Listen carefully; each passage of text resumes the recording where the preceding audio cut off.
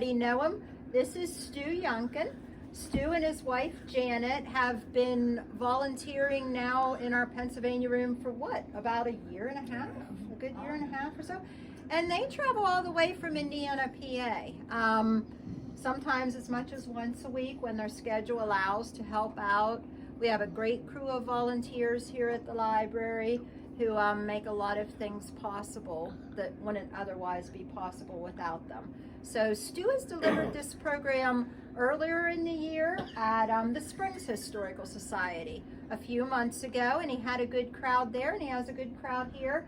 And he's going to do a nice job of telling all of you a lot of things about the little town of Garrett that you might not know when it was a bigger town. So without further ado, Stu, we'll let you take it from here, and thank you very much.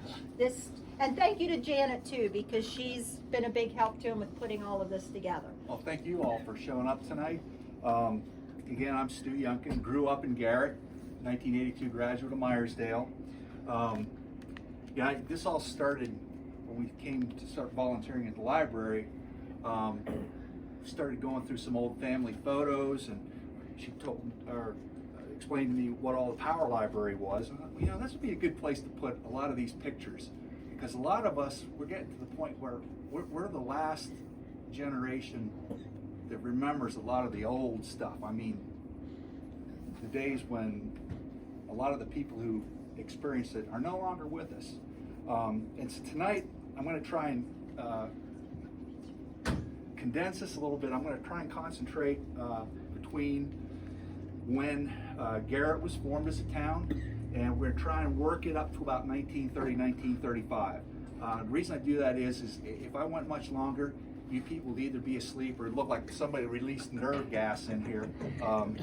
So I'm going to try and just give you a little taste of what we have on the Power Library.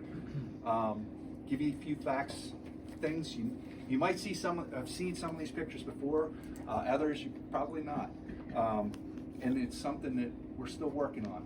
And I'm going to preface this by saying, as we go along here, you know, if you think of any pictures or any memorabilia from Garrett that you think might look good on the Power Library, preserved for future generations, please let me know, because like I said, this is something that is kind of my labor of love, especially now since I retired, and just trying to preserve some of this history of Garrett before it disappears completely. I do want to let people know we are recording this, so be aware if you speak up or anything that it will be recorded. I had to legally say that. Sorry. All right, you want to go ahead? Okay. Let's do the first slide. And again, I'm adapting this a little bit, so we're going to kind of push through a little bit, because otherwise we'll be here all night. As many of you know, when Garrett was formed as a town, it was Somerset County. Prior to that, it was Bedford County. We had a lot of German immigrants. You guys know most of that stuff. But I want to concentrate coming up to when the railroad came through, the town was formed, and things took off from there. The first survey that came through when it was still a township was 1837. Benjamin Latrobe. Now, I don't know if any of you know who that is, but his father was pretty famous. He was one that helped lay out Washington, D.C., especially after the British had burned D.C. in 1814. He came through and did the first survey, and he did it for the B&O Railroad. And it was for, go ahead and make the next picture. And we first had the town layout. This is, I believe this is a little bit later in time, but it gives you an idea how the original town was laid out. As you can see, the Berlin branch, how the streets were laid out, were quite different to some degree than what they are today. But that's how it first started out. And again, bear with me here because I'm trying to adapt this a little bit so y'all don't get bored. After Benjamin Latrobe did his survey, things kind of stagnated for a while. Nothing really happened because of the Civil War, obviously. And then we roll on to afterwards, and all of a sudden, building a railroad out took top priority. Go ahead. So we're going to start here. That's John Work Garrett. Now I know first, many of you are going to say, wait a minute, the town was named for his father, Robert. Well, yeah, it was, but when they first started, a lot of the people in town were working for this guy. And they thought, hey, let's name it after the guy who gave us our jobs. John Work Garrett said, nah, name it for my father, Robert. He was the financier that helped keep the B&O going through the early years before the Civil War, when the B&O was bleeding money, basically. They weren't where they needed to be, and he kept them on track. So John Work looked up to his father a lot and wanted the town named after him. John Work Garrett was a unique guy. John Work Garrett was he was a contemporary. He was a great businessman, very shrewd. He could also be very vindictive. He was one of those people you did not want to be on the dark side of his moon. He didn't like anybody that disagreed with him, and that included his own son, who happened to be named Robert, by the way. But it was John Work Garrett that helped put everything in order. John Work Garrett is the one that looked at Latrobe's survey and said, you know what, this route from Cumberland to Connellsville and on to Pittsburgh looks to be the most profitable for us, so that's the way we're going to go. So in 1868, the railroad construction started in earnest. On April 1st of 1871, the first steam engine chugged through town, and a week later, the first passenger train came through. And the odd part about that is the passenger train that came through was on 11 April. The last passenger train to go through Garrett was during the centennial, about the same time in 1971. Let's see here. Yeah, 1st of May, 1971. Now, of course, just alongside of Garrett was, I can see what we have on the next slide. Okay, it's one of the earlier pictures of the train station. But the other interest that John Work Garrett wanted to tie into, obviously, was the Berlin branch. The Berlin branch ran from Garrett up to and around the town of Berlin. Little places like Beechdale, Althouse, they were almost like the suburbs of Garrett back then. I think there was a lot of activity. We had a lot of small type operations, small mines, sawmills, kilns and whatnot up through there, and the B&O bought that section of the track to make that part of the railroad. Again, I want to preface too, I don't claim to be an expert on this. Most of this is what I picked up from reading the newspaper articles, through online, through the Myersdale Republican and the commercial, to try to back up some of this. But I'm no means an expert, so if you hear me say something that isn't correct, don't hesitate to let me know, because like I said, this is a work in progress and it's far from perfect. Go ahead. Here's a picture of, I guess it would be just east of town. You can see along the Castleman River. Go ahead. That's when they had a 3 line, so that would have had to have been taken after 1912. 1912 was when the 3rd line came through. And then, of course, I think most of us remember this was being the last station house.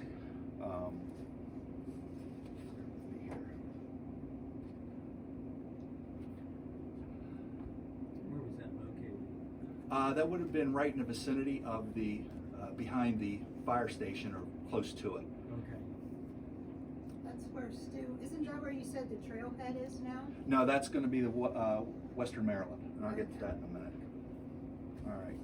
And I'm going to ask you to do one more thing, because again, I apologize. I'm trying to condense this, but there's a couple things I wanted to go over. Get back to John Work Garrett a second. Just give you a little bit about this guy. For all the different traits that he had, the one thing he was well known for, being that he was president of Baltimore and Ohio, was he was tight friends with President Lincoln and Henry Halleck. So during the Civil War, they pretty much had a tight relationship for obvious reasons. He ran the railroad. He would get the troops and supplies from other areas, get them into Washington, D.C., get them ready for use by the Federal Army. And of course, he relied on Lincoln, Halleck, and the generals of the Federal Army to keep his lines secure because that was his moneymaker. The interesting story, and this is where it kind of ties in, is being a Civil War historian or Civil War history buff is, John Work Garrett was known for one thing during the Civil War. He saved Washington, D.C. In 1864, when everybody was down around Petersburg, there was very few units around D.C. And John Work Garrett had work crews down in Harper's Ferry. And late in July of 1864, his work crews telegraphed him a message saying, "Mr. Garrett, we have dust clouds coming up the valley headed your direction. We'll advise." A few hours later, they report back. And again, you got to remember, a lot of his work crews are former military men themselves. And they're like, "Sir, large Confederate raiding force, artillery and cavalry headed your direction, probably 20 to 30,000. Well, they were pretty much spot on. And of course, Garrett gets on the telegraph and lets Lincoln know right away, "Mr. Lincoln, you have a problem." And it turned out that it was Jubal Early, who was on his raiding party to try and encircle D.C. or attack D.C. to draw forces away from Petersburg so that General Lee could try and do a breakout. No, the funny part about this is, and it kind of comes, all the pieces come together for as a historian, is after he wires Lincoln, Lincoln sends the area commander, who happened to be a guy by the name of General Lew Wallace. Does that name ring a bell with anybody? Lew Wallace? He helped make Charlton Heston a household name years later for a little book he wrote after the war called Ben-Hur. Well, Lew Wallace gets with Garrett. Garrett says, "I don't know what we're going to do, but if you can send all your rolling stock down to D.C. and Baltimore, I'll try and get a force together."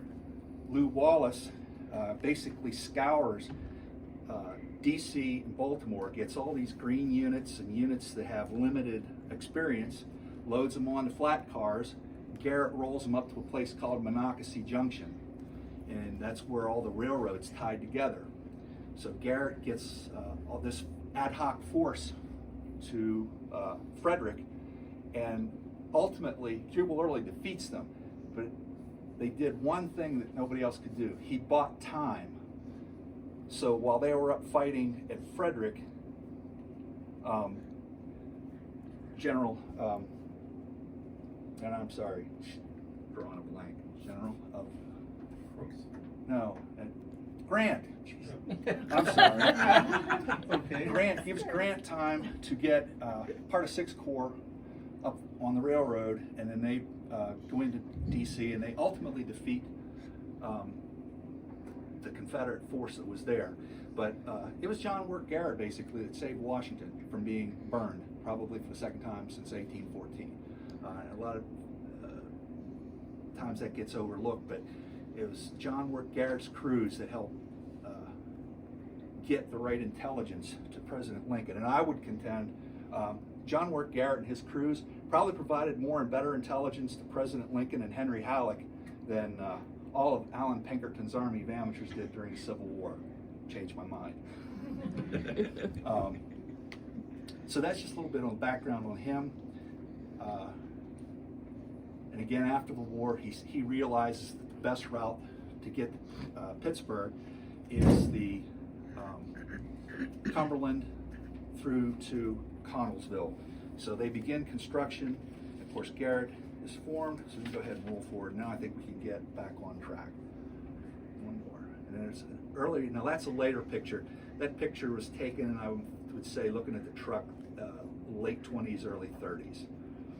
But you can see what would have been the Hoover Brandt building, which was later the Hostetler's Hotel. Interesting story there is when the Malley engines first came through, they couldn't make that clearance up on the corner. So the B&O actually bought part of the building, reshaped it so that the Malleys would fit coming through eastbound. It's just an interesting story. Go ahead, one more. There we go. All right. This is a picture of the Garrett Tower. This was taken about 1915.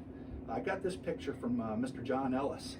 The gentleman there with the X on his pocket is his grandfather, Robert Bassett Ellis. He was a telegrapher and worked the tower. The other two gentlemen, we don't know who they are, but I just love this picture because I'm also a ham radio operator, so all things telegraph. You see the sounder boxes, you got some 2 keys sitting in the back. It's just great detail of what the inside of that tower looked like. You can see in the back the message holders that they would use to give to the engineers their orders. Flimsies. Hmm? Flimsies. Flimsies. Okay. Okay. And again, in 1912 was when the 3rd track was added, so they came in, they wanted to tie into the Somerset and Cambria Railroad, so it would expand their network even further. That was when the overhead bridge was put in above, or by the school, the Garrett School, and then the subway underpass was developed. That, in 1912, was what really changed the town's contour. All right, we're going. All right, here's yet another shot. That's the outside, and that's Mr. Ellis there again. I like the sleeve holders they have on the sleeve protectors. You can see they put some effort into their tower there. You can see a little bit of the town in the background. I believe that's looking eastbound towards Myersdale. That old bridge abutment, I believe, was the one that used to go across to the south side mine. I could be wrong. Maybe some of you guys know better. Taking a look at that bridge, but I believe that's what it is. Okay, we go to the next one. And here's a shot taken back through the town. And again, if you want, when you look, you can go on the Power Library. The detail is much, much better, and you can see a lot of the details of the town there. Okay, I want to go to the next one. And then there's, again, 1912. This was some stamps they made. I have a series of them that some I had within my family and some that some friends gave us. But it shows the original construction of the bridge there. Church Street, the Garrett School would have been just off to the left. Station. Okay, go ahead to the next one. And of course, there's the subway. And in this picture, you can see too the low grade. I guess some of you guys are my age or older may remember that low grade, because that was, I remember specifically, I was in elementary school one time when a box truck that was about 1.5 feet taller than the bridge hit that, and I remember I was up in Molly Finnessey's 1st grade class. We heard the boom up in the classroom when that thing hit. That was 1971. And of course, I think about 5-10 years later, they took that low grade out because they weren't using it at that point, I don't believe. And of course, we now call that the flood reservoir now. All right, go ahead. And this is a picture, obviously, of later years. Coaling station. Yoder Coaling Station out on 219. I have pictures of that blowing up. Yeah. Being blown up. And that was lasted up until 1957. It was taken down. Okay. That's one more shot. Okay.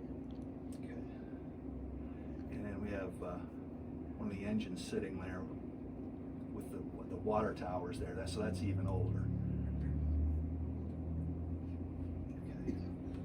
Now, of course, after the B&O came in, about 1912, when the 3rd track was laid through, that's when the Western Maryland came through on the opposite side. You have the work crews started making the cut down along there. And you can't see it in this picture, but there's another track that would have been just down below this grade that would have been for the trolley, and we'll talk about that in a little bit. That's an early picture of one of the crews cutting the line through. Right, go ahead. And another one of the work crew. Okay.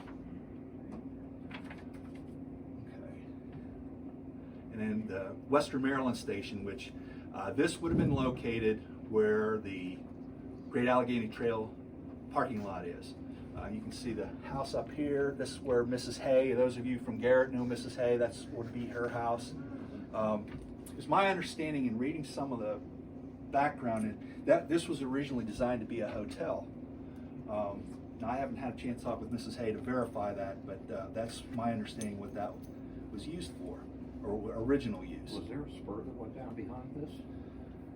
I'm Because it not looks sure. like a water tower. Yeah, there was. That would have been the Western Maryland line. The line would have went right behind that. I believe that's 1917. So it would have been shortly after the rail line would have been cut through. These are just stock photos. I'm believing they're probably either were done by the town or by the Western Maryland. Okay, going through. Now, this is a map I got just to give you an idea how busy the area was back then. This shows all the different train stops in about 1925. If you take a look, you see a lot of the different places up through Garrett. If you go outside of Garrett, follow the Western Maryland, well, now the Great Alleghenies Trail, you see the Atlantic Coal Company had their operation just below town. There was also a rock quarry down there as well. But the other thing is, like I said, the B&O, or the Berlin branch, man, look at all the stops on there.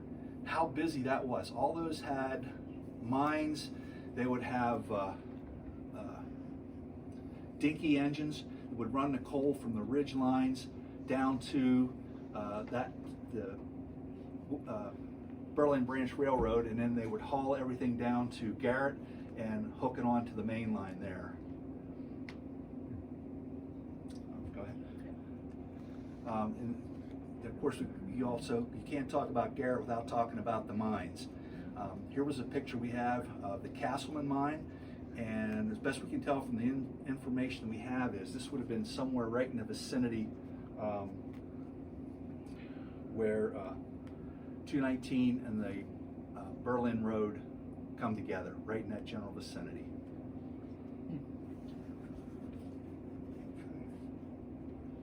Of course, the Ponfay mine, which was came in a little later. Bill Merrill, William Merrill would have been his operation. And a lot of people, what I found interesting in doing some of the research, looking in through the newspapers, was where all the places the Garrett coal ended up. What I thought was interesting is, you know, we know a lot of the coal was used for the trains. A lot was sent to steel mills. But we exported a lot of coal from this area, or at least back in the early days. It went to places such as Cuba, South America, Central America. But the one that caught my eye was Uncle Sam. And the reason being is, you have to think, turn of the century, who was president then? Was Roosevelt. Remember gunboat diplomacy? We were no longer a sail navy, we were a coal-powered steam navy, and we were going all over the world. And those steamships needed a lot of coal to get from point A to point B. And a lot of that coal came from this area. Where was this one located? That would have been up the Berlin branch, is my understanding. You remember where that would have been? About, I want to say, what, 2, maybe 3 miles up the Berlin branch? It went from Garrett clear up into Yeah. McDonaldton, which would have been about 5 miles. Yeah, well, it was about halfway. Yeah. That's Okay. right down there beside Allegheny Shovel. Okay. Allegheny Shovel's there. All right, Well, right there where the new bridge went through, there's a bunch of mines right there. okay. Believe me, that's where it worked out at. Gotcha. Hey, like I said, I don't claim to know it all, and I'll take any input that I can get.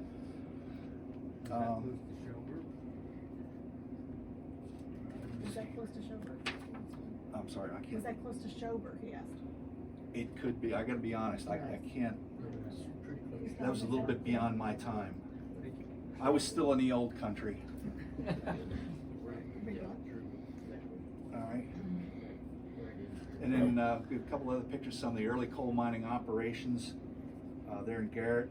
Yeah, we had the shoe fly mines, they had the hocking mines, and a lot of those go back to like the early 1870s in some cases. Later we had Southside mines, which that was on the other side of the river. There, I think you can still see the bridge abutment to this day. If you look across from the Garrett ball field, you can still see the remnants of one of the bridge abutments where the bridge went across there, where they brought the coal over. of course, William Merrill opened his mine. It was Ponfay and then Enterprise Mines. And that was, like I said, that was between 219 and Route 653, right in that general vicinity. And of course, he made a lot of, really built that up. We'll talk a little bit more about him in a little bit. Go ahead. And I want to thank from the Rockwood Historical Society. They had, why can't I talk? I'm sorry. That's okay. Linda. I'm sorry, Linda. Donation. Some nights the circuits just don't all fire. This is one of them, so I apologize. But Linda Marker was able to secure some Works Progress Association maps from the early 30s, where they mapped all the coal mines. And I just have a couple on here because it would get to be too jumbled, but I have a few on here, and you get to see how deep a lot of these mines were and how far back they went into the hills. And the one thing that came out of my mind is like, why the whole town just didn't collapse on itself. And you can see a little bit there, the south side, the north side. Go ahead and hit the next one. Now, the one I don't have, there's one map, and you can see it online, that shows over on Goat Hill all the mines and how deep they went back over on that side. Here you can see the Silver Valley mine, which that's closer up this way to towards the Peat and Brinks. But the other thing I like about this, if you can look over here, you can see where the electric trolley car line went, and it pretty much paralleled the Western Maryland as it went around the river. Go ahead, hit the next one. And of course, there's South Side. And like I said, when you take all of them and you look at them, it's just how they kept it all straight is just beyond me. Some went above, some went below. The benchmarks, 1937. And altitude, feet. But you can kind of see how they had the line set up too, which I think is kind of cool too. And again, keep in mind this was done in the early 30s. All right, go ahead.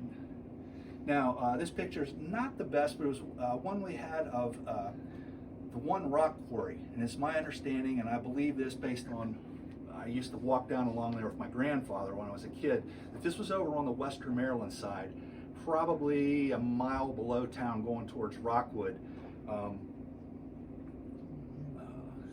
Trying to say, it would have been near where the Atlantic Coal Company was, maybe a little prior to. Some of you might remember it better than I do, but I recall seeing some of the sidings for that rock quarry off to the side. It's pretty well overgrown now.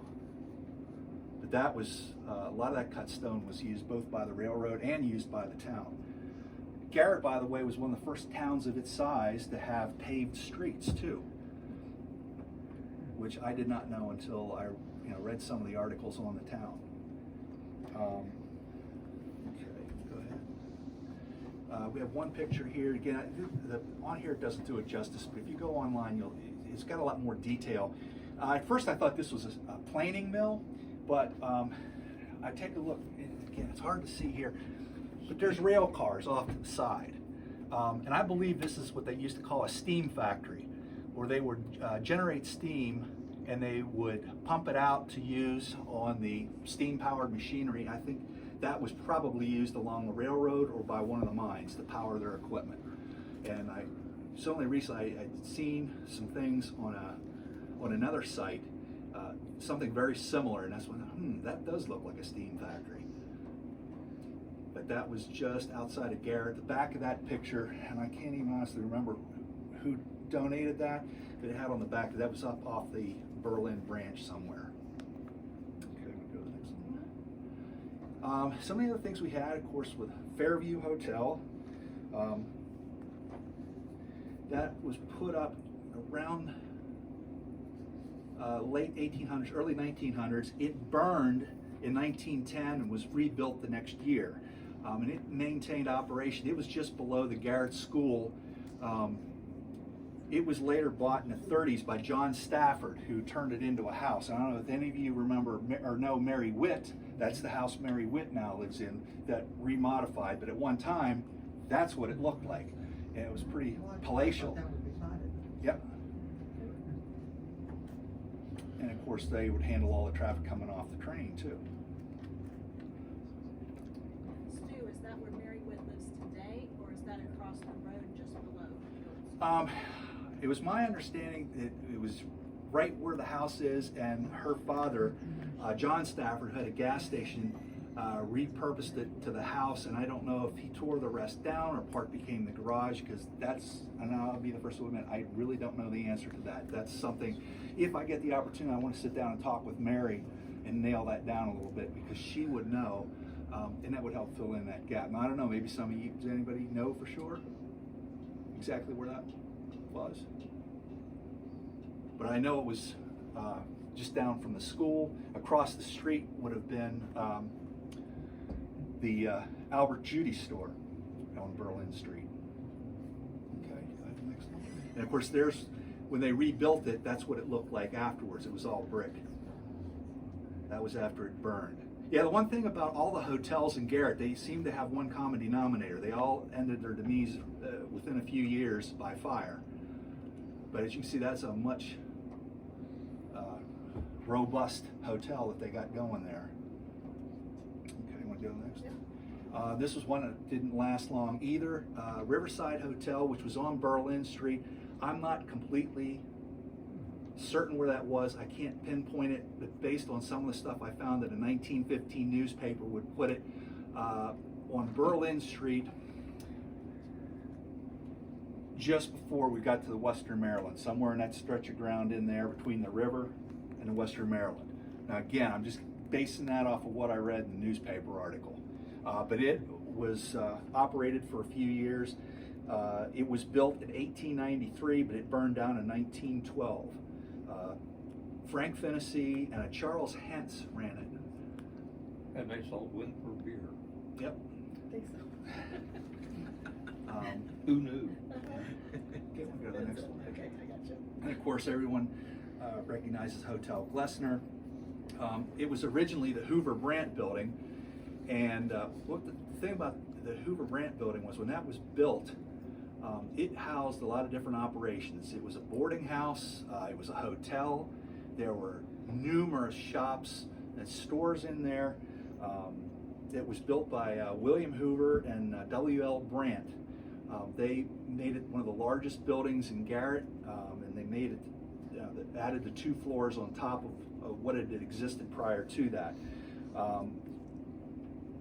Let me see here. At one time, they had, and I'm going to just read this off because they had several stores. They had the post office was based out of there for a long time, soda pop factory in the basement, a cigar factory, and Joseph Polifrone had a produce store in there for a while. Then later on, the Glessners bought it in 1958. They had the Palm Room. Some of us may remember those early days. And unfortunately, it burned down in 1987. Now, my one tie to this, and I got to tell this story. When I was a little kid, I know a lot of you guys know my mom. She worked down at the bank. But on Friday nights, Hotel Glessner, everybody remember when they used to have the Friday night wingdings? They get the bucket of chicken wings. My love affair with chicken wings began with Hotel Glessner. I'm just telling you right now. I just remember Friday night after Mom would get off work at the bank. That was back when banks stayed open on Friday nights, for those of you who remember that far back. She would go up there and get those and bring a big bucket home. Those were just awesome. So go ahead and go to the next one here. Oh, wait a minute, back up one here. The other two things, we'll see a picture here. So the upper floor was used by, we had 2 fraternal organizations. We had the Golden Eagles and the Knights of Pythias, or Pythias. I always say that wrong. Pythias. And there's an air conditioner right there. I just too. Yeah, noticed well, there's that air picture was conditioning taken, and I believe this picture was probably one of the ones taken for the Centennial. Because it's looking by the car, I would say it's Yeah, on the it Centennial. looked like it's sometime in the 50s. Okay. And then speaking of the bank, there's an early picture of the bank. It was formed in 1903. William Merrill, Malin Christner, Jerome Judy, and H.B. Filson helped to form that. They started out in a small room in one of the buildings downtown. They got their charter in February of 1903. Let me see, when was it? In 1908, about the same time they built the school, they built the bank at that location. And I was looking through some of the old newspaper articles. They're time deposits. If you had your money in for 6 months, you got a whopping 2%. If you were in for a year, a whopping 3% return on your investment.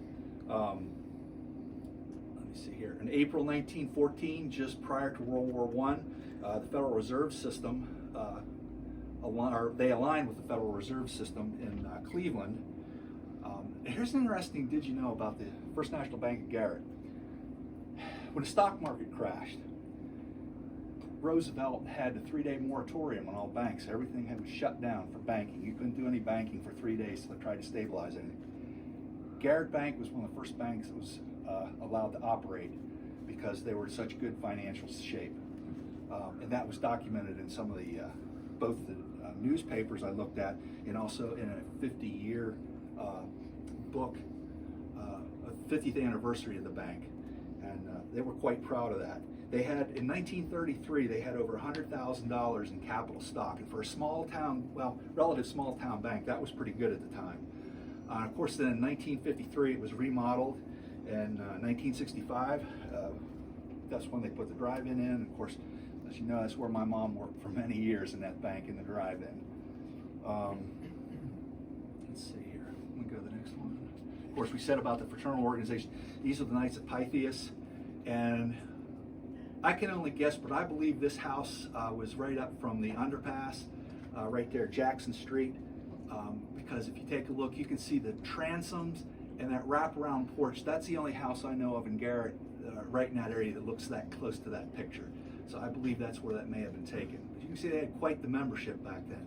Everybody got all dressed up back then for their fraternal meetings. Go ahead. Of course, then we have Garrett also had several bands. They had 2 brass bands, and they had a cornet band. And they were quite active. They played at Riverside Park, which we'll talk about a little bit when we get to the streetcar. Let me see, I don't know if we have the... And it's my understanding too, and I don't have a picture of it, but the bands actually had their own band hall near where the VFW, or where the Volunteer Fire Department station is now. That was in operation up until before World War I. Let me see here. Go ahead. What's the next one? Of course, there's another picture of one of the other bands. Music was pretty important to people in all the communities. And Garrett was no exception.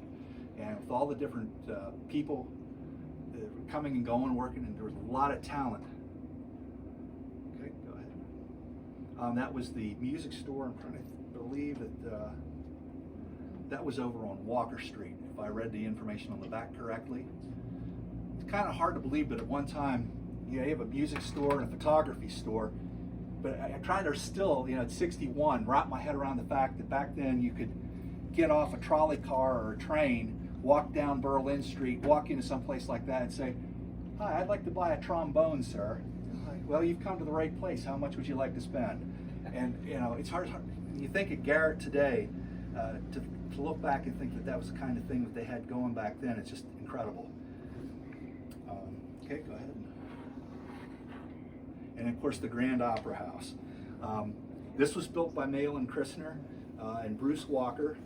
That was built in 1905. The second floor was initially used by one of the coal companies, but it was said that they could hold 2,000 people in that. And I got that from 2 different sources. They said that the opening night they had over 1,800 people in there for a show. And supposedly Malin Christner had built this so that there were stages with 2 wings, dressing rooms for both males and females, and they also had it set up so a couple years later in 1917 they could show silent movies there. It was one of the first places that had silent movies. And because it was right next to the railroad, I looked through just prior to World War I, a lot of the Myersdale Republican papers, and in the Myersdale sections they would talk about all the different programs that were going on here, and it just amazed me. They would have lyceums, chautauquas, they would have stock acting groups would come in from different places on the B&O Railroad, set up here for a couple nights, maybe come to Myersdale, but they would be there. They had college groups, glee clubs. They had talent shows. They had band competitions. It's hard to believe they had the Battle of the Bands in Garrett. But they did. But the best thing came. Somebody had the great idea, you know, we could put a ring in the center and have boxing matches. Because they had boxing matches in the Opera House for a while. And the town father said, okay, you can do that, but if you're going to have boxing matches, as soon as they're over, we want an electric trolley car or a B&O rail passenger car headed eastbound. And we want it to leave 10 minutes after the last boxing match.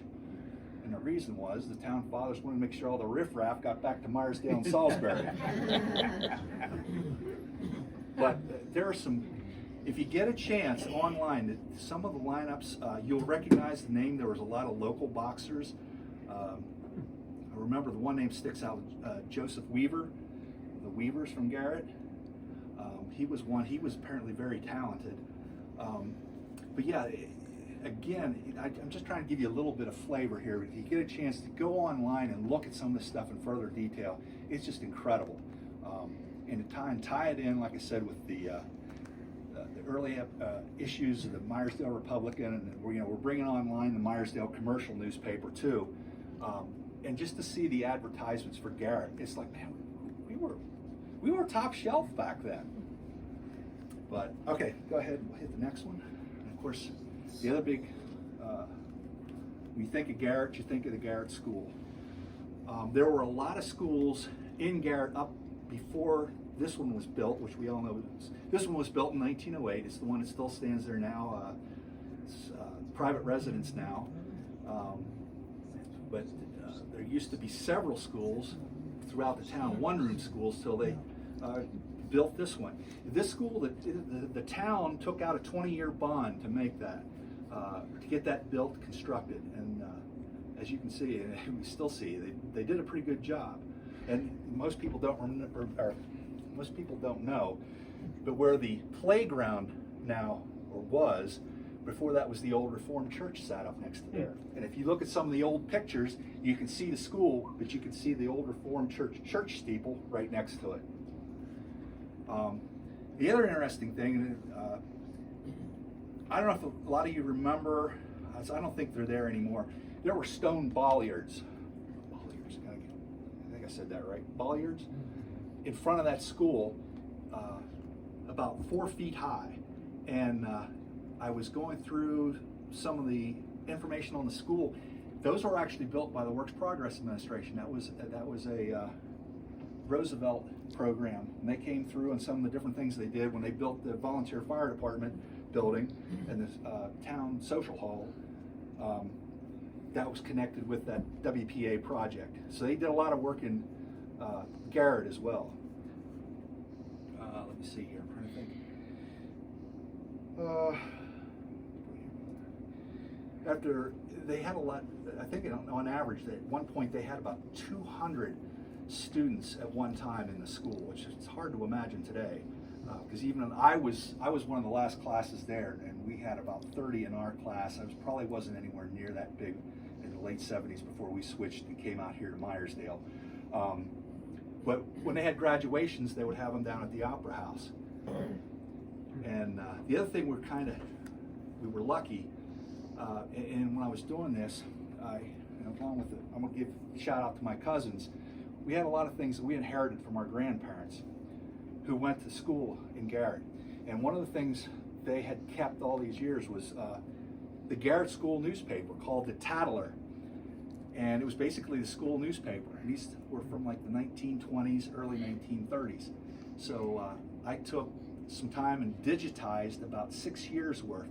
And it's kind of cool to see all the school history, the teams they played, the sports they played, what was important to them back before World War II started.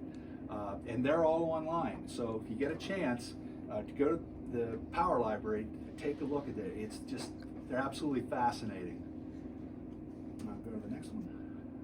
Of course, there's another picture from the front. Okay, go ahead. And there's a shot that was taken probably from close to where the to where the Western Maryland train station was across the river there at the trailhead. and that's looking back across to the school. You can see the old metal truss bridge that went across the Castleman there. That would be Berlin Street. And of course, you can still see the steeple of the church, and some of those houses. They've been modified, but this one would be gone. And that's the old barn that goes to the Albert Barton Judy store, which would have been just down from the school. That's probably 1910, 1915. That's what I recall from the back of the picture. Castleman's kind of low whenever they took it. It looks like summertime. Okay, go ahead. And then going back to those stamps, there's a couple pictures there. The top ones are the school, and below is the streetcar, and you can see the streetcars just off of Berlin Street. It would be just down from the school because you can see the corner. That's the Albert Barton Judy store right there. So the line ended just around that area. But there weren't too many pictures of the electric trolley, and this was one of the few, and I just happened to be lucky enough to have that. A little story on that. I don't know if any of you remember Mrs. Anna Walker. She taught 4th grade for many years. She was my 4th grade teacher. When we got ready to move to Myersdale, she had a lot of stuff that she was getting ready to retire. And I remember her telling me, says, here's some 2 stamps that I inherited from the lady I took over for. You hang on to these because this will mean something to you. Well, she was right, because I look back, I've never seen any other pictures of the streetcar in Garrett. And that's a great picture of the school with the church in the background. These were postage stamps. Pictures that we're making, yep. And again, if you want to take a look, the online versions are much better. I tried to get the detail so you can really look in and see better detail on those. Let's see here. Okay. And there's the picture I found. This again was a picture I inherited. This is coming forward in time. This is 1933. Everybody recognize this guy? Tennessee. Bill Fennessy. My ties to this are my grandfather's the big, tall, lanky guy there. That's Norval Mike Hoover.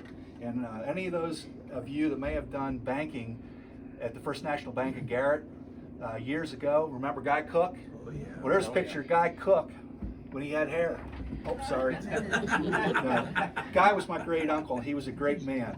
But that is Guy Cook right there. There are some other folks, but those are the 2 I think are most probably most remembered, as well as Mr. Fennessy.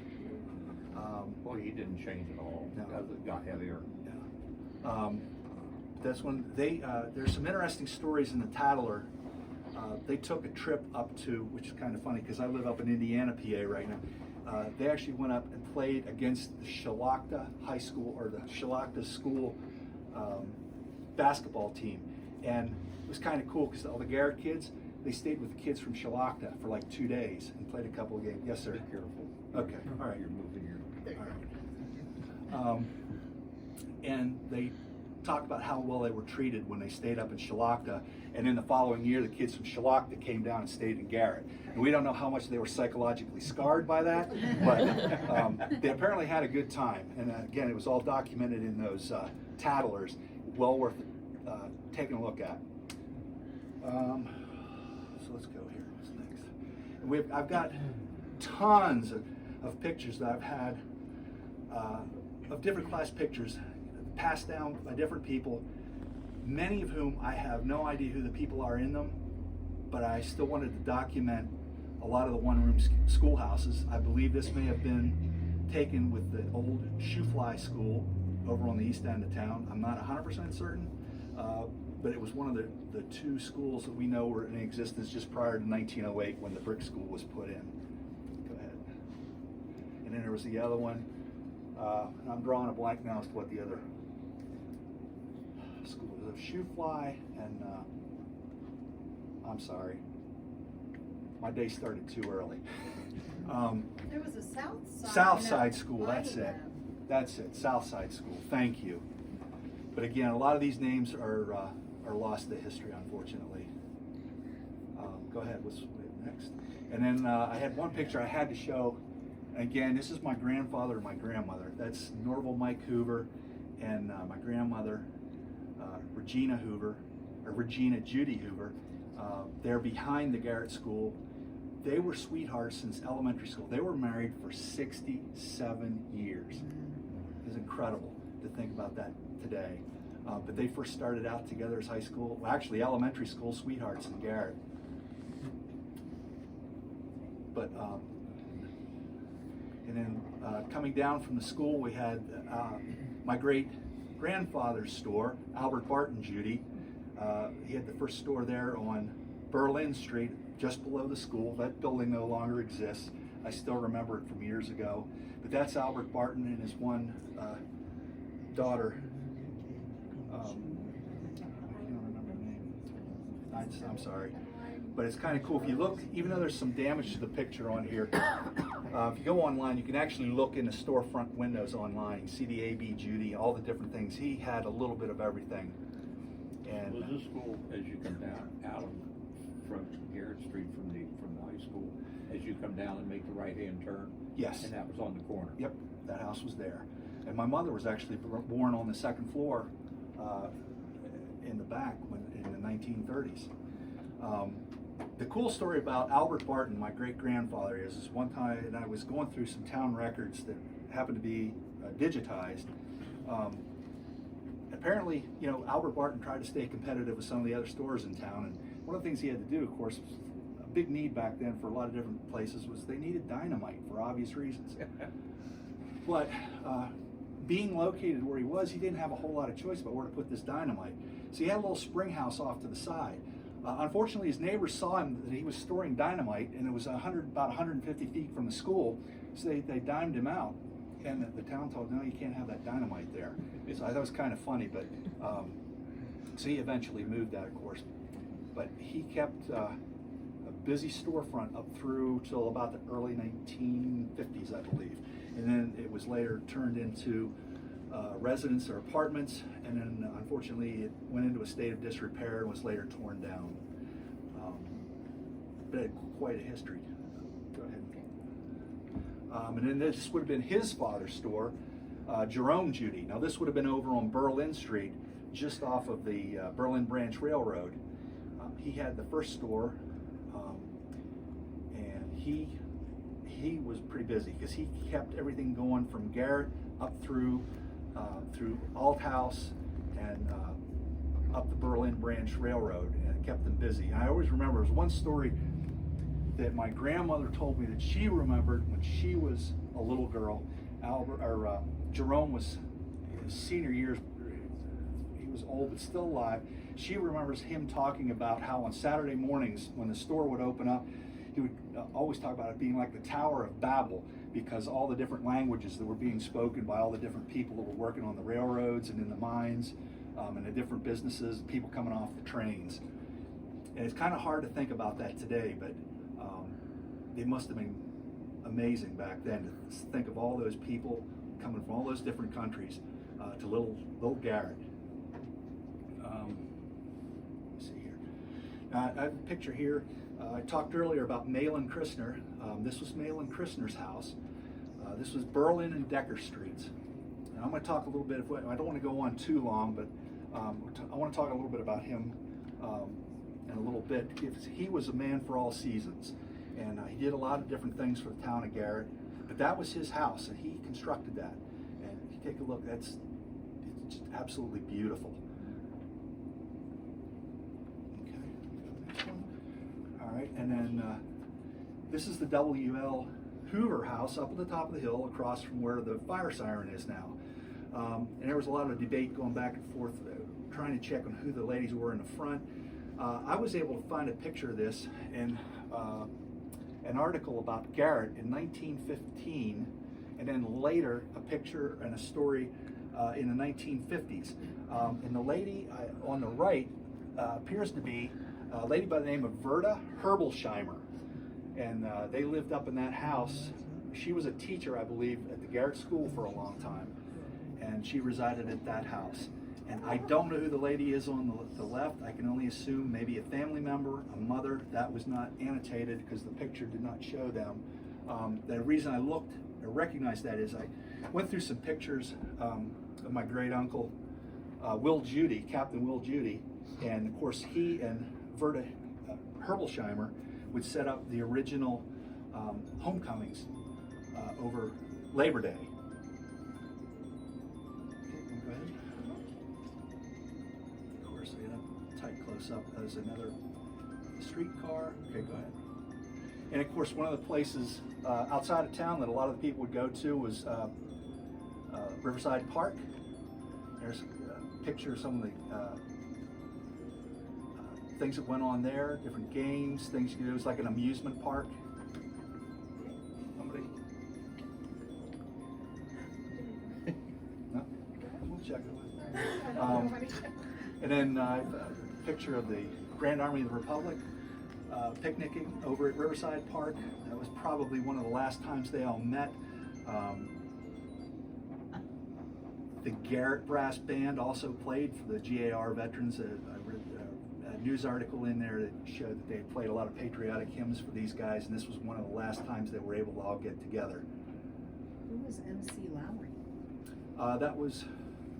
That would have been actually part of the Myersdale. MC Lowry. R.C. Lowry Post. I don't GAR. know any history of that. That was the name of the Here in Myersdale was H.C. McKinley. McKinley. My I'd mother, have to do some at the digging into cemetery, that. they have the little medallions. GAR. They have GAR on it. My mother told me about that one time, but I don't remember. Gotcha. Okay, go ahead. All right, now a couple of, these are some of the more famous pictures. Now here again, you take a look at the overhead. There's actually two churches. That was the Reformed church over next to the school. You can see the Judy House coming down. That's Berlin Street when it still ran across and came all the way around. I'm still, if anybody can tell me which church, obviously that's up on Church Street where that Hoover House is now. This picture, I believe, was taken right around the turn of the century. That's the one church, I'm not sure which one that is. Could that be the old Lutheran church? It's possible. Because I think prior to its current location, the old church was up on that hill, up by the schoolhouse. And you identified that other church as Reformed, and I said, oh, well, the Lutheran church must be up there somewhere. That might be the old Lutheran church. It's possible. I know there was a large denomination of Lutheran, especially early because of the German heritage in that valley. And I could spend an hour just talking on that, but I know I don't want to bore you guys too I would much. love to hear about that. I'm a Lutheran pastor in here. Okay. But where was it located specifically? At this time, I would say close that would be, it would have to be up around where the fire siren is now, because right here would have been the cut for the railroad in between, because that the Reformed church was in the playground where the playground of the Garrett school was. So that would have to be on the opposite route. This picture was obviously taken before they put the third line in. You can kind of see the two lines and a lot of the yard over here, which that would be the end of Berlin, well, Berlin Street would be right there. They are gonna put the slideshow online too, so they're recording the video, but she's gonna put the slideshow up too. Yeah. So you can see the pictures. Let me see here. Okay, go ahead. Another picture of backside of Garrett. I'm not sure exactly where this is taken, but I'm assuming this would have been over by Buffalo Creek, looking into the center of town, towards the center of town. That's our house right there. Okay, go ahead. That's the store, that's Cherish's house, and Galen Brock's house, then our house. Okay. I guess you can see the Hoover Brandt building in the back. That's the only one I can readily identify. Cherish's house right there. And I guess that's the Opera House right there. You kind of see the eave of the Opera House. You get a little bit better idea of the size of the Opera House back then anyways, too. See how the peak is? See how it used to be? That's our Yeah, no, that's where we live at now. The house on the far left is the Cherish's house, which is when we first crossed the bridge. Mhm. That's the very first house because they still have the two signs up where you walk up the steps. The next house is not there any longer. That was where Gail brought that. Okay, yeah, I remember Gail, Then- okay, Then our house is where Betty and Alan, we have Betty and Alan's house. okay. No, that's the Worthington. That certainly has horse on the front porch. Nice porch. Okay. What's your next one? Okay. Now, we've got some more that's gonna show what the streets look like looking through Garrett. Jackson Street, that's looking back towards, heading back towards Myersdale. Go ahead. I don't wanna give it to you. And there's a little bit later version. I like all the gingerbread on the houses back then. They really had a lot of craftsmanship. Okay, you said the roads are paved. When did that Well, the happen? streets, let me rephrase that. The sidewalks were paved. Oh, okay. Garrett was one of the first places of its size to have paved sidewalks. I think you can kind of see that there. Huh. I do know, and again, it's been a while, and if Kyle Davis was here, he could help me. The last time I walked down through the underpass, there was a couple big potholes, obviously from the flooding. And if you look down through those potholes, you could see the original sidewalks of the bricks that they had laid. Yeah, There was right about here 12 in front, inches too. of pavement on top. Okay, go ahead, keep roll through. This is a little bit later. Now this looked like wood steps Those look there, like so that had, boardwalks. yeah. So it's probably prior to that, maybe probably right at the turn Looking of the up century. towards Somerset. Those telegraph wires or? Yeah, electrical? mostly Okay. telegraph. Power came in a little bit later. William Merrill first built the first power plant. It was originally to be used for his mining operations, but in early evening, he wired it so it would light up the first street lights in Garrett. And there's an interesting story behind that. The first night they went to turn the lights on, everybody's out waiting to see their very first street light come on. Well, 5 minutes before they were going to turn the lights on, the dynamo broke down, and it wasn't until 2 o'clock in the morning. And supposedly, pretty much everybody was up at Still? 9 o'clock, was still there at 2 o'clock in the morning because they wanted to see those lights come on. And apparently, it was a pretty big deal for Garrett. But yeah, that was again thanks to William Merrill. So he was able to not only power the lighting into his mine shafts, but also put power to the street lights in Garrett, which I believe at the time was just Jackson Street. Okay, go ahead.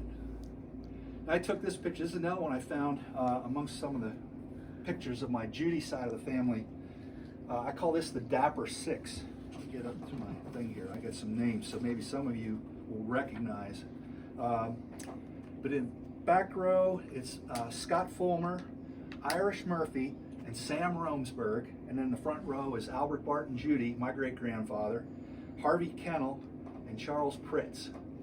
And I'm thinking, based on some letters and stuff that I found, this is probably about 1912, 1915. But that was taken somewhere in Garrett. They were all spiffed up. I like the bowler hats, and if you take a look at it, go online, take a look at the shoes. The detail on they had the shine shoes, the buttons, everything. You could see everything, including the stick pins on one of the ties online. So, kind of cool. Okay. And of course, Garrett's water supply. We had 2 water supplies. They had. Now, bear with me. I got out of order.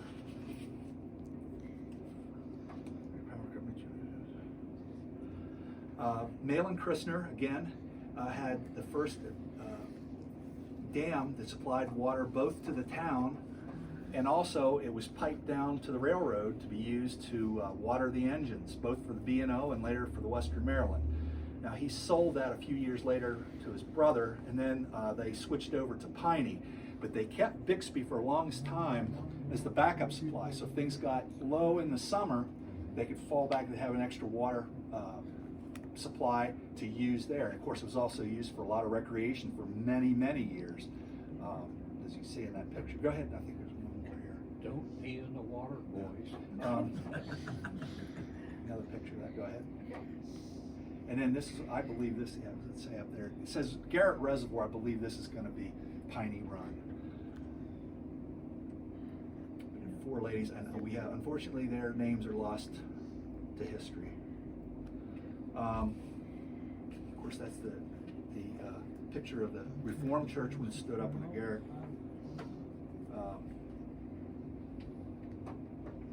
Garrett School. Just real quick, let me score. In 1900, Garrett had 2 telephone exchanges. They had the Economy in Somerset County. Then coming forward in 1903, that's when we had the bank was formed. 1906, I apologize, 1906 they had paved sidewalks. And 1906 was also when the power of the street lights came on, thanks again to William Merrill. In 1908, the first electric trolley came through Garrett. And that went up until just after World War I, because at that point the Somerset Bus Company started its first run through to Meyersdale and kind of made it superfluous. And there was also issues because of flooding at the time that took out big sections of the track. And of course, some of you may or may not, the trolley line was constantly fighting with the B&O Railroad for right-of-way along the, and that's why for the most part, they stayed over on the Western Maryland side. But the thing that got me was some of the biggest customers for the electric trolley, people worked on the B&O Railroad. So I just thought, yeah, there's the ultimate irony, because that's how they got back and forth to work, plus a lot of the coal miners. Let me see, 1912, the overhead bridge, underpass, and the third line came in. That changed the layout of the town. I'm sorry, I'm just trying to get caught up on my thing. I want to get up to the other folks. Go ahead, what's the next one? And that's Mount Tabor, which is still in Garrett. Over in the center of town. That one was built in the 1920s, I believe. That's correct. And then, of course, the earliest one that I know of that's still around is the Garrett Church of the Brethren. And this is where a lot of my Judy ancestors were, because this was actually started out, they were German Baptists, but a lot of the members of that congregation were originally Dunkers. You know, I spent a big part of my life living down in Northern Virginia. I lived in a little place called Shepherdstown, West Virginia for the longest time. And across the Potomac River was Antietam Battlefield. And if you know anything about Antietam Battlefield, the Dunker Church is there. And there's a lot of Dunkers who will still show up at that church, and they have informal ceremonies, and they talk a little bit about the Dunker faith. And it's kind of interesting to come full circle and realize that a lot of my Judy ancestors were Dunkers. They originally came, when they came across in the 1700s from Switzerland, they were of the Dunker faith. Where was this one located? Is it still there? It's still there. It's under a different denomination. I can tell you it's across the street from the Garrett United Methodist Church. I remember Garrett Christian Community Guy Church. Cook and Wilma Cook lived like 2 houses down, or right here. I just can't think of the name of the street. Can somebody help me out? Walker Street. And I'm not sure. It's a different denomination now. Pentecostal Apostolic. Okay. But that's probably, to the best of my knowledge, that one was originally built in 1895, if I recall correctly.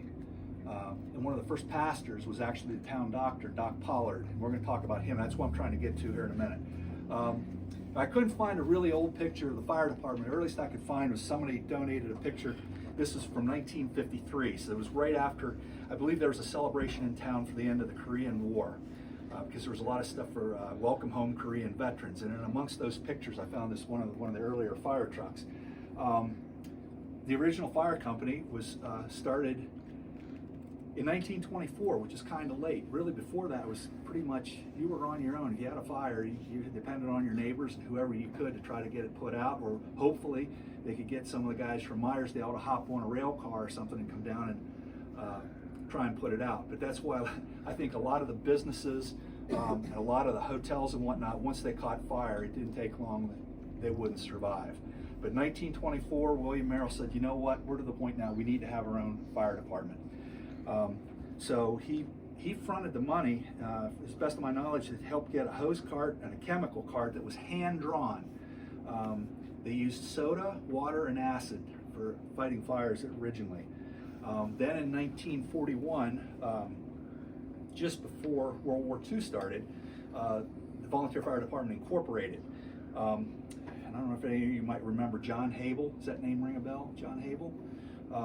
John Habel worked with our congressman at the time, J. Buell Snyder, and he was a very interesting character. If you get a chance to Google him, he did a lot for this area back in the day, prior to the war. But he got federal aid and helped Garrett get the WPA to come in to help construct the community center, which is part of the firehouse. They built the club room and room for the apparatus. And at the same time, they did a couple other projects in town, including those bolliers up by the school, which I don't think are there anymore. I think they're gone. Excuse me, what's a ball here? Well, it was a stone, I don't know, what would you call it? Like a secure, like a Pillar. rock wall, but it was kind of fancy. Oh, okay. Okay, now, give me, all right, back up one. I just want to take 1 second here to give you an idea. Between 1912 and 1915, trying to bring this all together, Garrett in that time had numerous hotels, about 12 stores, 3 restaurants, the Opera House. We had 2 doctors and 1 pharmacist. We had several small manufacturing facilities, cigars, a haberdashery, shoe shop, 2 shoe shops, suit and clothing shops, bakeries, 2 blacksmiths, a livery stable. They actually sold horses somewhere down on Walker Street for the longest time. Supposedly, at the turn of the century, there was a large horse stable down there. Several ice houses, several meat markets, 2 barber shops, a jewelry store. I had a music and a photography store, and that was over at Plum Bottom by Pine Street. That was owned by W.D. Miller. And I think some of these pictures that were donated, you can see the W.D. Miller mark down in the corner. We had 1 furniture store that also doubled as a funeral home. There was a skating rink. Like I said, we had 2 community bands and a cornet band, a bowling alley. In 1917, they had movies that were both in the Opera House and a small other building near there that was used for silent movies. There was a shooting gallery and pool room, and of course there was a soda factory, and there was a merry-go-round somewhere down near Plum Bottom that was horse-drawn for the longest time. But just to give you an idea how small, or we think of Garrett today in its current capacity, to go back and think how vibrant and active it was back in the early days. It's just, I still can't wrap my head around it. Now, what I want to do here, I'm going to wrap this up, and I'm going to take a couple questions.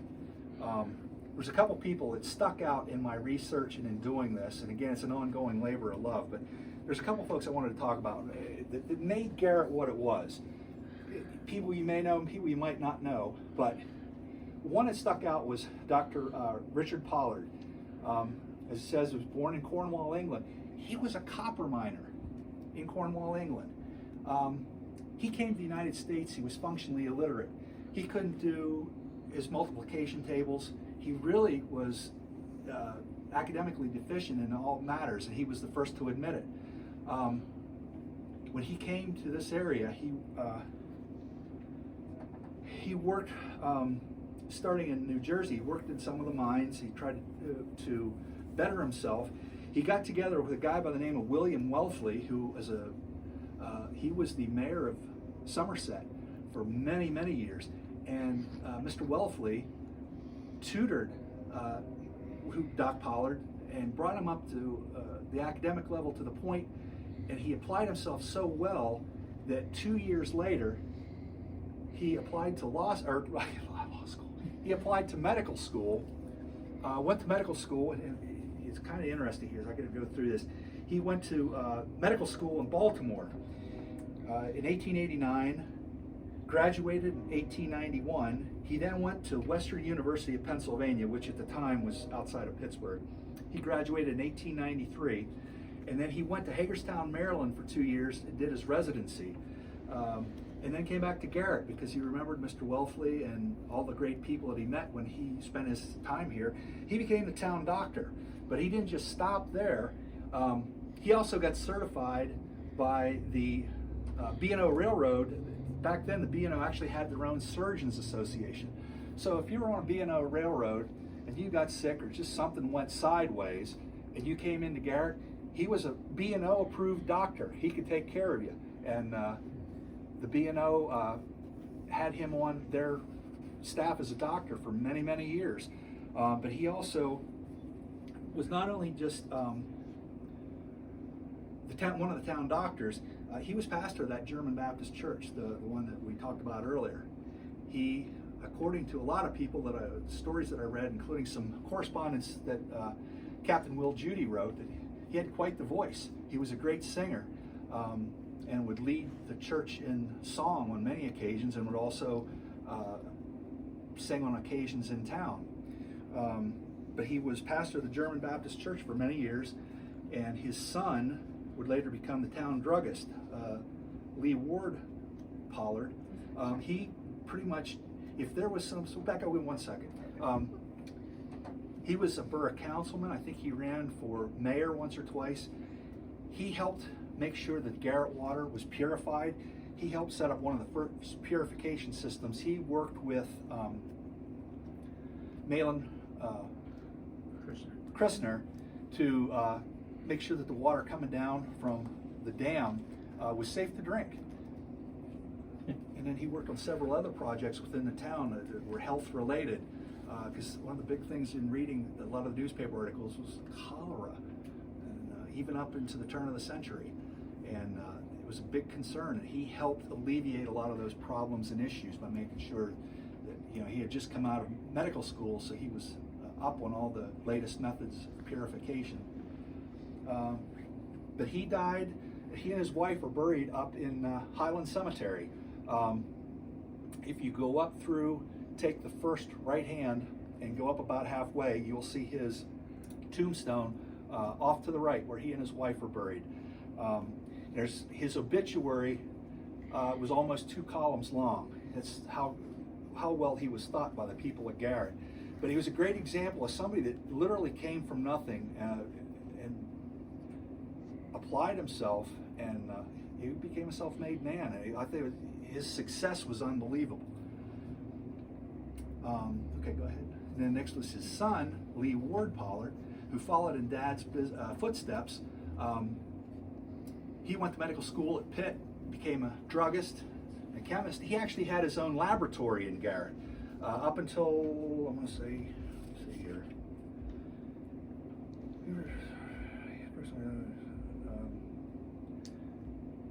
He had his drugstore up until 1915 when it burned down. He had a store where he would also make, he had 4 or 5 people and stuff. They would make a lot of household goods, different supplies that they would ship out, toiletries of different types. So he had a booming little business, and then he would put everything on the train and ship it out all across the United States. There's several stories on him in the Meyersdale Republican too, very interesting. He also, he had a little side gig. He owned several coal mines, both in Garrett and in Meyersdale. And I can't say for certain, up in the historical center, there's a picture of some miners. And there's a picture, it says, of a mine supervisor in a shirt and tie. I can't say for certain, but after looking at this picture and a couple others, I'm convinced that picture up on the wall, that the supervisor is Lee Pollard.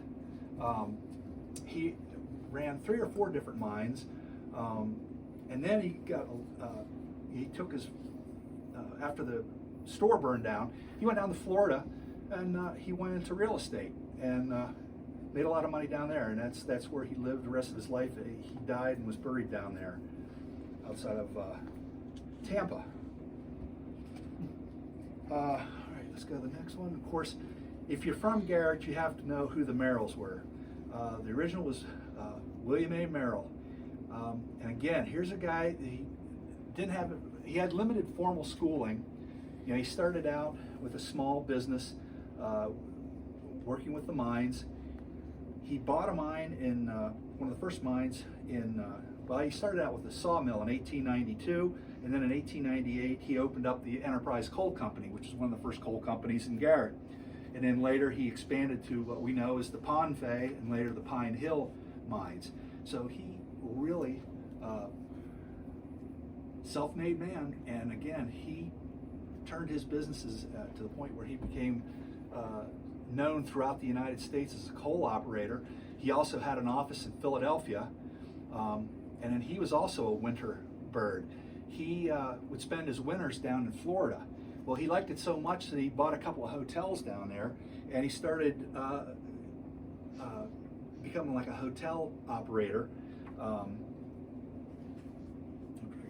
with me here. The Ocean View Hotel in Palm Beach was his main hotel that he owned down there.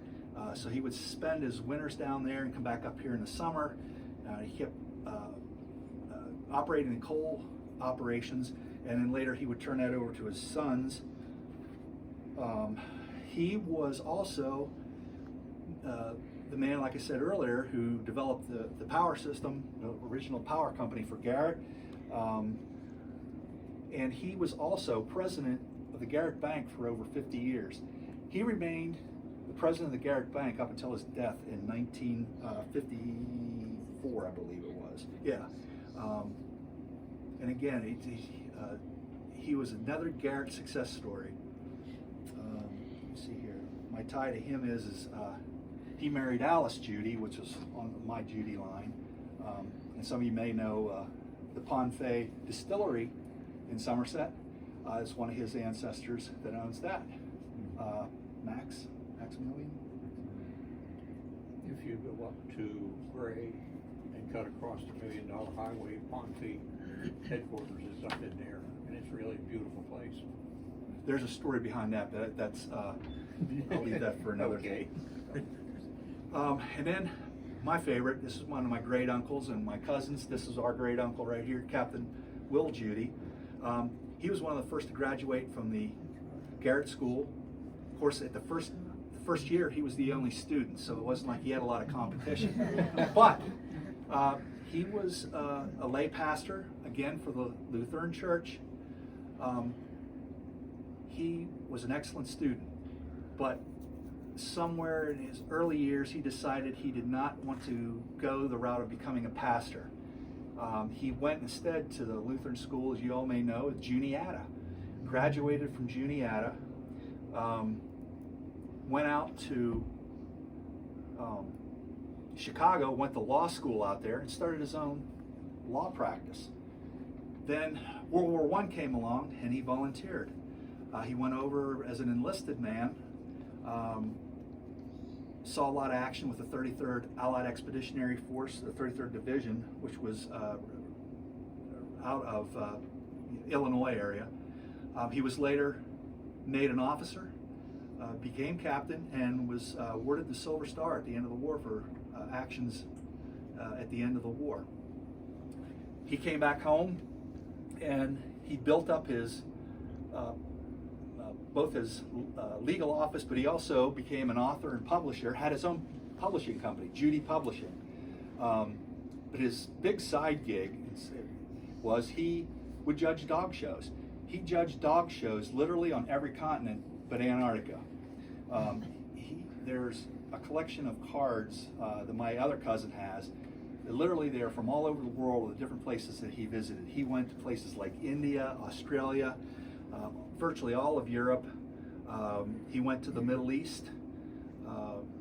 It's just amazing all the different places he went to. He wrote several books, including a book called A Soldier's Story, which was his autobiography for the war. Very interesting, and we have put that online too. I had a copy of that. It is on the Power Library. If you get a chance, you might want to check it out. It's a very good book. It talks about his days in France. And of course, Captain Will, best known by Garrettonians, is the man who helped set up the Old Timers homecoming on Labor Day weekend. And that was something that's been sustained through for a long time until I think fairly recently. I can tell you this, we went and stopped down at Juniata College. There's still the Will Judy Endowment down there. To this day, they still get special guest speakers at the college based on money that he donated to them in a trust back in the early 50s. And they still have the redhead room, which his wife was a redhead. And he also gave money to the university, or to Juniata College, to set up a room, but only redheads could apply, and they had to have the best, highest academic standards. And I guess there was a competition, and like the best redhead would get that room for the semester. It was kind of a running joke, but again, we were down there a few years ago, and it just so happened Janet and I ran across an RA there and said, "Is there still a redhead room?" "Oh yeah, it's a big deal." I said, "The redheads all compete for that room every year." "Oh, here it is, 2023. It was after COVID." I thought, and Captain Will G's still having the last laugh at Juniata. So, okay, go ahead. And of course, not to beat the drum too loudly for the Judys, but that's Jerome Judy and his wife, Barbara Burkholder, which are my great-great-great-grandparents. This is actually a tin type of them. I just put that in because I just think it's so cool. And again, if you go online, you can see it's kind of like, I believe this was taken around the 1880s, but you can see on the actual picture the detailing of the pin on her shirt and the buttons on her coat. In the online pictures, much more detail. But again, he was one of the first store owners, and probably the largest store owner for the biggest time in Garrett. And he also was one of those that worked a lot with Malin Christner and William Merrill, and served the town in many different capacities over the years. And when something had to be done, he was one of the 4 or 5 guys who were always there to make sure that it happened, to make sure things were organized. And he lived up until about 1925. There was a day of his funeral. I read there was a story in the Meyersdale Republican. It was raining cats and dogs, but it was said that half the town showed up still in the rain for his funeral when he was buried up in the Garrett Cemetery. Which, by the way, he donated that land. Highland Cemetery. That top area was donated by him. Okay, go ahead. And of course, then his son, Albert Barton. I just like this because I think it's a cool picture of sitting in a chair with his top hat and his shoes. I think it's a cool picture. He's the one who ran the store on Berlin Street, just below the school. He was Mr. Dynamite. But he was a man for all seasons too. He was. Even though he ran the store, he's a man after my own heart. He was a telegrapher. He was a qualified telegrapher and worked for a short while for Western Union. And they had the office in his store for a short while. There's a couple pictures of him with his gear. Good there. And I think we have, and then Garrett's first gearhead. This is Mr. Malin Christner and his wife, Matilda Pritz. He loved cars, and if you look through the Meyersdale newspapers, there were many stories about the different cars he would buy. He and his friends loved their cars, and it seemed like every year or so he would get a new model. And it was always in the Garrett, I guess we used to call it the Garrett Gleanings or whatever. I remember O.C. Hostetler in the later years took it over, but back in the turn of the century, Garrett usually took up about 1 page in the Meyersdale Republican just on all the gossip and news that went on, and they would talk about him and his vehicles. But he was jack of all trades, but he was master of all of them. He was a brakeman on the B&O. He, on the side, had a lumber mill going.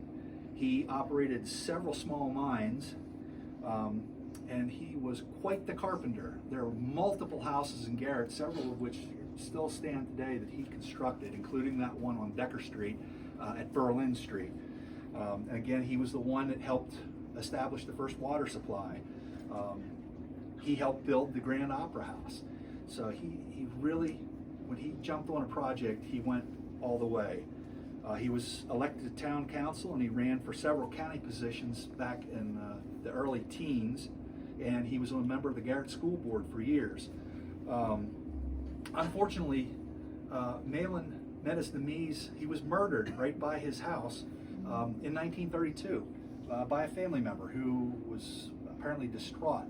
There was some sort of argument, and ended up Malin was murdered. But his legacy in Garrett, I think, will still live on, because everything that you look back in those days, it was somewhere along the line you saw Malin Christner's name attached to it somewhere. And again, he was another one. When he died, the funeral, they said that the people stood all around the church, that pretty much the whole town turned out for his funeral. That was how well respected he was by the townspeople. I think that's it. And of course, then we move fast forward a little bit. This is where I come in. 1971, our centennial. It was a centennial parade. Of course, I kind of see as the analogy here. You know, we're waving to the crowd, but this guy looks like the junior used car salesman. You know, we're kind of waving back to that part of Garrett that will never be what it once was. And again, this is just a little tasting of the many, many pictures we have on. I encourage you, I got a bunch of these. They have to get to the Power Library. I encourage all of you, because a lot of you that understand like Garrett, check out the rest of these photos, because these are just a little smattering. And check out what all we have. And again, I want to point out, if any of you have any pictures that you would have that I could scan or we could scan and put on PowerLight to add to this collection that would add to the history of Garrett, please, I'll do whatever it takes. This is a labor of love for me, and I want to keep it going, but I can only do it with the help of everybody else who may have some resources or some souvenirs or something, Garrett memorabilia, that we could add to that collection. And with that, I'll ask if anybody has any questions. I know I've blathered on here for quite some time, but I'll open up if anybody has any general questions. Or yes, sir. Is it true, Stu, that you are a straight A student at Garrett School? Yes. I was magna cum laude. Louder. No, I had good memories of Garrett. Some of my fellow classmates there on that float. But yeah, good times. Yes, sir. I got two questions. Sure. Well, one question, one statement. I was always told that they moved the Buffalo River to put Garrett in. I've not seen anything to that effect. I mean, That's they may why have. I was looking at that one map that you had. Yeah. The very first one. But I know there's a couple guys down at Garrett that said, yeah, they moved Buffalo River to put Garrett in, but I could not see it. It's possible. It's possible, but I've never seen anything that effect. I can tell you, I know that there were certain flood control issues in later years. I want to say in '36. Then again, I think later on that where they had to do some alterations. But again, I'd be honest, I can't say 100% for certain. It is possible, but I can't say I've seen anything specifically to that effect. That's one of the things I did. And also, I remember Stella Lee and them bringing down a magazine that was a paperback magazine that they made for the Centennial. Yeah. Yes, with a So Centennial you've seen book. that? Yeah, that's actually part of the collection. We've actually scanned that whole thing in. That's its own separate piece within the collection. That whole 50-some pages. It was written in 1971. Yeah. And again, if you want to take a look at that, it's online. All pages, we scanned that in as part of the collection, along with a lot of other things. We had a lot of people who have been very gracious in letting me borrow items to scan in and add to this collection, and to build this history at Garrett. Because again, I think we're at a crossroads where a lot of this stuff's going to be lost if we don't preserve it now. Anybody else? I have some information. I'm not Sure. from Garrett, I'm from Summit Mills, but Sure. my grandpa dug coal for 30 years, and he said down at Garrett they always had a problem with water down there. He said they called it the Garrett Slope, and the miners, that was kind of a bad area because they always had to deal with all the water. But you were talking about the GAR, which stands for Grand Army of the Republic, and my roommate from college is the one that puts the flags on the veterans' tombstones. And he told me here just a couple years ago that a lot of people in Garrett probably don't know this, but there is a Confederate soldier that's buried in the upper cemetery. Tucker on Ridgeview, yes. Okay. And anyhow, you were talking about the coal being bought by the U.S. government. There's a plaque down at Frostburg, there where the trail goes through, that talks about the government liked to buy the coal from Western Maryland, preferably around Frostburg and Mount Savage, because it gave off less smoke. And they would be able to spot the ships before they got on top of the horizon out on the ocean by the smoke. So the less smoke, the better if you were in war. But you were talking about the powerhouse that the Merles built. Bob Decker's father was the fireman, the night fireman, and there were across from the gas station down there on the curve there, over there where the trucking outfit is now, there was a mine there. And Mike Gerhardt and I are good friends. He told me that Bob would get up at 2 o'clock in the morning and walk to the back of the mine, and they had a hand pump to pump the water out. And he would sit there like this from 2 o'clock till 5 o'clock in the morning. Then he'd walk out and they would feed the animals, and he would get with his brother and they'd drive up to where they were building the York Dam. Now, the piers for the bridge there on Route 40 were there during the war, but the bridge wasn't in. They didn't complete it until after the war. But he was the only one that was qualified to run a certain piece of machinery up there, which might have been a grader. So they would drive up to Summerfield and work during the day. And Mike has a picture of Bob and his brother, I think it was Preston, staying outside the bar there in that town that's covered up whenever Somerville. Yeah, Somerville. And by the way, there were seven towns total that were covered up by that dam. I didn't know that, but I'll just give you a little information about Gotcha. that. The only thing I can tie in with the water, I do know my other great grandfather, Hoover, he was in the mines. I remember my grandfather, Norval Hoover, worked with him for a very short time, and water was an issue because there were several times when they had to beat feet and knees to chest to get out because the water started rising that much. But again, I got that, like I said, secondhand from my grandfather, so I can understand. Well, my grandpa had been in a deal about like over there when they had the 9 miners in. He was in a deal like that where they mined into another old workings and flooded, and they had to run out. But one other little bit of information I'll give to everybody that's here, in case you ever come down Rockdale Road to what we call the Twin Silos, where out past the fairground. But if you ever look over on the hill, you can see it when the leaves are off the tree. There's an old spoil pile there. That mine closed up, I think, in 1919. My grandfather was working there when they closed that. And when they didn't work in the coal mines, his family built barns and houses out around Summit Mills and up towards Salisbury. But he moved his family, this would have been in the early 20s, over to Jerome, and he worked in the mine over there for a couple years. And there was a bunch of other people who were buried in Summit Mills worked over there too.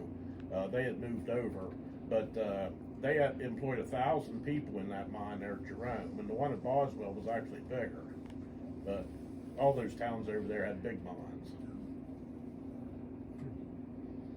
Well, thank you very much for sitting here listening to me yammer on for an hour and a half. Sorry I didn't quite bring my A game tonight, but I hope you came away with at least a couple of things maybe you didn't know about Garrett. Again, please, if you get a chance, take one of these, and when you get some free time, go online, check some of these pictures. They look much better online, and a lot of information on there that you might enjoy. Yes, sir. What was the population of Garrett, like at its peak? The average, looking at the census records that I have, it fluctuated a nighttime population of about 900 people. Obviously, during the day, it's going to be more because you had everybody coming in to work and whatnot. Right. But the nighttime population was average about 800 to 900 people, and that was before World War I. So it was fairly good size. Isn't that guy waving at the camera you still? Yeah, the junior used car salesman. Yeah, that's me. Point that out. Yeah, the cheesy grin. Oh, okay. Yeah. You were what, 7 years old in that picture? Yeah, and then I don't know if any of you remember Sonny and Juanetta Lore. That's their daughter. Josetta. Josetta. That's Josetta up there. That's Mark Gary. That's Dave Hay. Unfortunately, he passed away not too long ago. I'm trying to think who else would have been on that float. Craig Nolte. That may be Dennis Brandt over there. And like I said, Mark. I can't remember all the girls. Vonda Judy, my cousin, was there. Kim Romsberg, Kelly Christner. There was a couple others, but those are the only ones in my mind again is starting to blank out here. But so yeah, that was 1971, the last of the, I don't know, I guess the zenith, if you will, of Garrett. But again, thank you all for putting up with me tonight. I appreciate it more than you know.